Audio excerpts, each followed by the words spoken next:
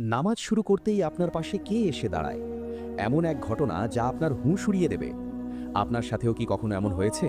আপনি সারাদিন নিজের কাজে ব্যস্ত ছিলেন, মন একদম শান্ত ছিল, কিন্তু যতক্ষণ না আপনি আল্লাহু আকবার বলে নামাজ শুরু করলেন, হঠাৎ করেই মাথার ভেতর চিন্তার ঝড় শুরু হয়ে গেল। যে ভুলে যাওয়া কথা, যে জরুরি কাজ, যে পুরনো স্মৃতিগুলো সারাদিন যেগুলো মনে পড়েনি, ঠিক সেই সময়ই কেন মনে পড়তে শুরু করে? বিশ্বাস করুন, এটা শুধু আপনার মনোযোগের ঘাটতি নয়, এর পেছনে আছে এক ভয়ঙ্কর কারণ। ইসলামে, বিশেষ করে হাদিসে, এই ঘটনাটির স্পষ্ট উল্লেখ রয়েছে। এটা কোনো কাকতলীয় বিষয় নয়, বরং একটি পরিকল্পিত ষড়যন্ত্র। যখন একজন মুমিন বান্দা তার রবের সামনে দাঁড়ায়, তখন সেখানে এক বিশেষ শয়তান উপস্থিত হয়। তার নাম হলো খিনজাব। হ্যাঁ, খিনজাব। সে সাধারণ শয়তানদের মতো নয়। তার একমাত্র কাজ হলো আপনার নামাজ নষ্ট করে দেওয়া।